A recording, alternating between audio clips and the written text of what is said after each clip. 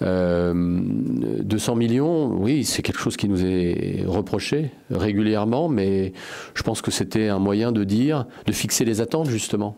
Et encore une fois, entre-temps, le marché du football explose. Est-ce que c'est sain? On le verra dans quelques années. Mais nous, on reste sur ce qu'on s'est dit. Et il y a des belles histoires en Europe de clubs qui n'ont pas dépensé un demi-milliard ou 1 milliard d'euros pour devenir champion ou aller très loin en Champions League. Alors c'est encore plus difficile parce qu'il existe une corrélation directe entre les investissements financiers et la performance sportive. Après, ça reste du sport, ça reste du football, et la beauté du sport et la beauté du football, c'est qu'il y a parfois des surprises, il y a parfois des parcours qui sont des beaux parcours, mais encore une fois, déjà avec cet investissement-là, on est dans le top 3 du football français.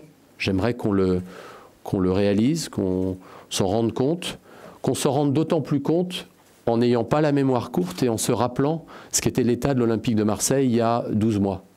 Ça, ce serait bien aussi. Et enfin, en se rendant compte que c'est là l'effort financier d'un homme, d'un entrepreneur, qui met son argent à titre personnel. Hein, puisque aujourd'hui, 10 mois plus tard, le club n'a toujours pas 1 euro de dette à son bilan. Hein. Donc voilà, je trouve que ça mérite peut-être un peu plus de reconnaissance, de respect peut-être. En tout cas, nous, ça ne change absolument pas le cap qu'on s'est fixé. On va continuer. Alors, moi, j'étais là à beaucoup d'interviews que Franck a données. Je crois qu'il y a un décalage culturel chez vous entre ses déclarations, ce qu'il a en tête et ce qu'il annonce. Il a l'habitude, et je partage avec lui cette habitude, de fixer des objectifs élevés. Parce que je fais partie de ceux qui pensent qu'en se fixant des objectifs élevés, alors on a plus de chances d'arriver le plus haut possible. D'accord ? Je pourrais le dire différemment.